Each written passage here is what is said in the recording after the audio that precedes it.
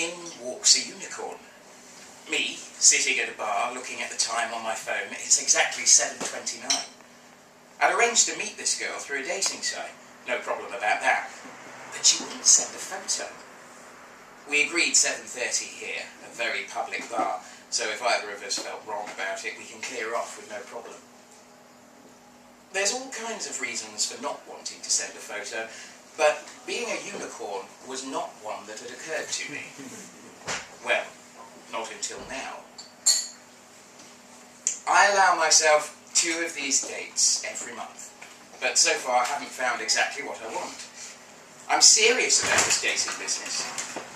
I'm a busy man, no time to waste, so I've drawn up a list of specifications. It's something I've learned to do in my professional life, and it only makes sense to apply it in my personal life as well. I don't expect to hit all of the targets, but maybe 28 out of the 30 would do. Interests, education level, personal hygiene, tidiness, punctuality, important things like that. 4 legs was not on my list. Not all on one person. The unicorn sweeps the room with its horn, then points directly at me.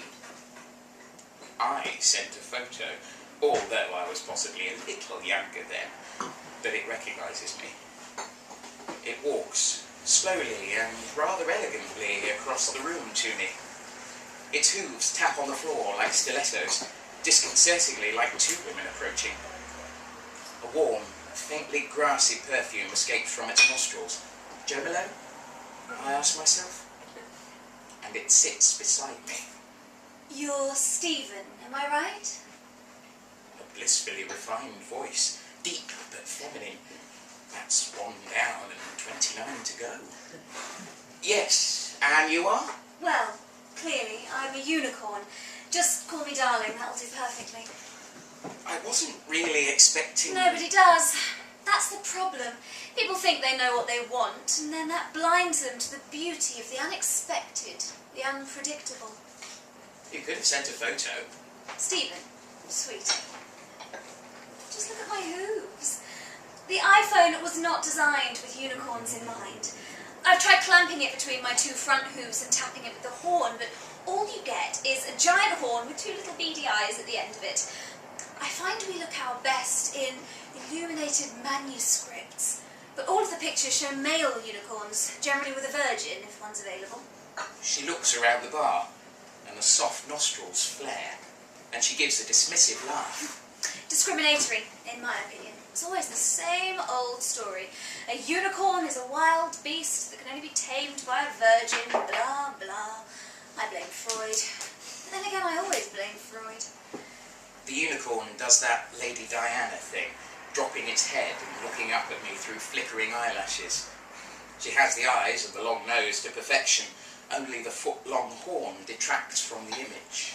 Stephen, do you feel able to calm a wild beast? That warm breath again. I sense I'm blushing, transfixed by the deep blue eyes surrounded by their long, ridiculously beautiful eyelashes. I take a rather large gulp of my wine, an excuse to look away and think for a moment. Here I am, looking for my ideal woman, instead being seduced by a mythical creature. I could complain to the dating site, but I'm worried. Thing is, darling, this does feel weird. I'm very specific about my partner. I have a list, all the desiderata for the perfect woman.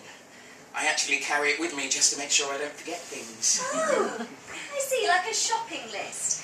In an ideal world, you'd probably mail it to Tesco's and she would be there when you got home, delivered within a convenient time slot. Well, be fair, Waitrose. Does it say human on your list? No, but I hadn't Tell me, imagined... Stephen, how do you know what you want before you meet her or it? Can you actually want something before you've seen it? Perhaps not exactly, but I plan my life. I have goals. I know I want someone who shares my dreams. Horseshit. She kicks me. She actually turns around and gets me right across the shins with a kick from her hind leg. Dreams are private. You don't want to share them with anyone. Only celebrities and advertising agencies believe in that nonsense about dreams being for public consumption. Anyway, at your age, most of your dreams should be far too disgusting to share with anyone. Certainly not on a first date. She sits back on the bar stool. You haven't offered me a drink. You're not going to get lucky if you don't get the basics right. Just water, please. In a trough, if they can do it. Maybe a carrot or two just to nibble on. Or cheese straws, but only if they're not too cheesy. Plain straw would be just great. Just keep me away from the sugar lumps. I manage to get a bowl of water while she hums gently at my side and looks down at her immaculately manicured hooves. I'm being a bit harsh with you. My apologies. I do sometimes gallop ahead of myself. Tell me, Stephen, you sweet little biped, what do you do for a living? I'm sure it's something fascinating. Oh, Jesus, I hate this question. Or I hate its answer. How do you say financial advisor in a bank without people falling around and pointing at you? Finance. I work in finance. I advise people. And you're the one setting out conditions and standards for your new partner. Bold, I must say. So, how has this strategy of designing your partner before worked for you so far? I take it you haven't had total success yet? I remember one rather pony club girl I met explaining to me how you can tell exactly what a horse is thinking by the angle of its ears. Problem is that the only thoughts a horse seemed to have are flight, fear, and something else which I've forgotten. There was definitely no ear code for intrusive personal questioning. Well, nothing 100% yet. The ears point forwards. Have we hit 50% yet? Delicate tilt of the head. 20? Okay, no, it doesn't work too well. Trouble is that each failure adds another point or two to the list, and sometimes I feel it does get out of hand. I did try sending a checklist to some of the dates beforehand to save time, but nobody sent it back. Well, not with the boxes ticked. I did get a couple back with some rather explicit drawings on them. Yes, I've seen some of them on the loo walls here. Triumph of hope over experience for humans. Although some of the unicorns I've met... She drifts into a kind of smiling reverie. May I offer you a little advice? Straight from the horse's mouth? We really find those comments to be in bad taste. Unicorns take revenge. Painful, lasting revenge for horse jokes. Claire Balding hasn't always looked like that, you know. The anger subsides, and she adopts a caring, I'm your therapist kind of pose. You've enjoyed meeting me? Yes or no? Well, of course, yes. And I meet very few of your criteria, what with the 4 legs and so on. Scarcely any of them. Show me the list.